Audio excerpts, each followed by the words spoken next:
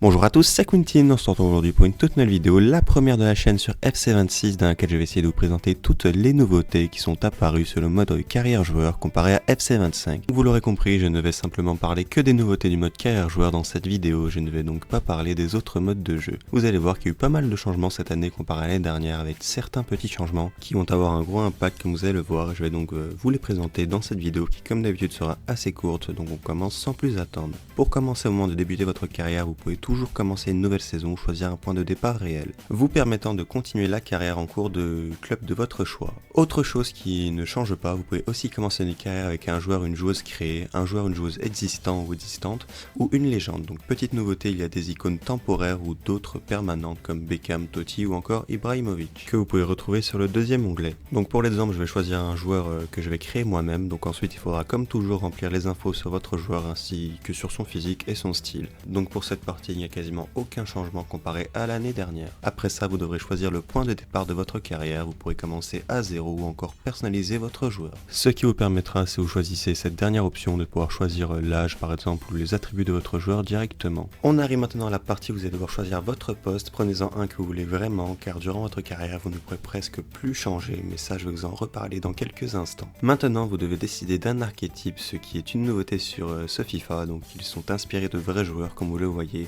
Là encore, je vais vous en parler un peu plus tard. Pour le poids et la taille, la particularité de cette année est que vous ne pourrez plus la modifier durant votre carrière, comme vous le voyez en haut de l'écran. Donc il faudra bien la choisir dès le début, cela aura un impact sur la note de certains de vos attributs, même s'ils se compensent entre eux. Vous le voyez par exemple, si j'augmente mon poids, ma détente a progressé de 3 points, mais l'agilité, elle, a baissé de 3 points aussi. C'est-à-dire que cela reviendra normalement au même pour votre note générale. Autre changement, après avoir choisi votre équipe, vous devrez prendre un poste parmi la catégorie que vous avez choisi précédemment, donc attaquant, milieu, défenseur ou gardien, au lieu du poste de votre choix sur les précédents FIFA.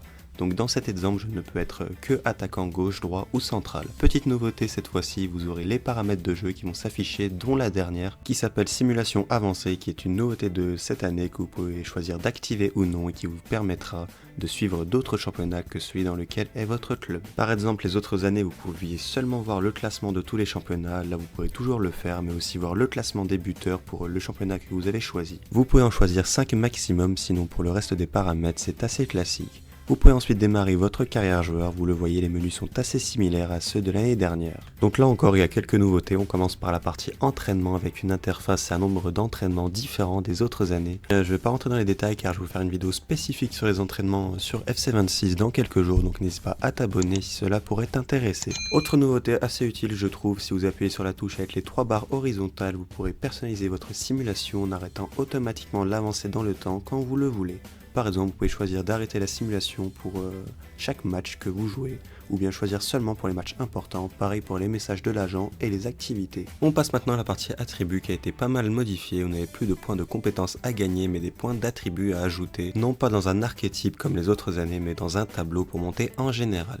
Là encore, je vais faire une vidéo spécifique pour vous expliquer comment gagner ces points et monter en note générale le plus haut et le plus rapidement possible. Donc elle sortira dans quelques jours. Vous avez aussi un onglet spécialité où vous pourrez débloquer la caractéristique d'une icône réelle en atteignant certaines conditions que vous voyez à l'écran.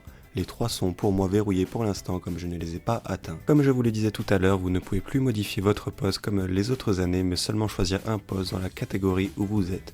Donc comme je suis attaquant, je pourrais seulement choisir d'être attaquant droit, attaquant gauche ou buteur. Mais je ne pourrais donc pas être milieu, défenseur ou encore gardien comme c'était possible les autres années. Donc il faudra faire attention à bien choisir son poste au début de votre carrière car après ce sera compliqué de le modifier. Pour la partie personnalité, pas de changement, il faut toujours atteindre le niveau 7 pour tous les débloquer. Pareil pour la partie activité où il faudra toujours faire les achats et investissements pour gagner des points de personnalité. Pour ce qu'il s'agit maintenant de la partie transfert, aucun changement non plus, même si je trouve que les objectifs pour changer ou rester dans votre club semble pour l'instant être plus cohérent que l'année dernière. Si on va dans la partie mes actions cette fois-ci, là encore pas grand chose de nouveau, vous pouvez toujours voir les stats de vos coéquipiers et prendre votre retraite sur le 3e onglet. Je vous en ai déjà parlé tout à l'heure, mais si vous êtes dans la partie stats joueurs, cette fois-ci vous pourrez comme les autres années voir les stats des compétitions que vous jouez, mais aussi celles que vous avez sélectionnées dans la partie simulation avancée avant le début de votre carrière. Donc là par exemple, comme j'ai choisi la première ligue et la Liga, je peux voir les statistiques de toutes les compétitions espagnoles et anglaises. Et pour terminer, voici quelques extraits d'un match que j'ai effectué avec mon joueur. Donc voilà, c'est la fin de cette vidéo, je pense d'avoir montré toutes les nouveautés. Si j'en ai oublié, n'hésitez pas à me les faire savoir en commentaire. N'hésitez pas aussi à me dire ce que vous pensez de ce nouveau jeu pour ceux qui y ont joué. Comme d'habitude, pour ma part, je vais vous faire une série vidéo dans les prochains jours pour vous expliquer un peu toutes les nouveautés et les astuces à savoir, donc n'hésite pas à t'abonner si cela t'intéresse. On se retrouve donc dès demain pour une toute nouvelle vidéo sur FC26. Ciao!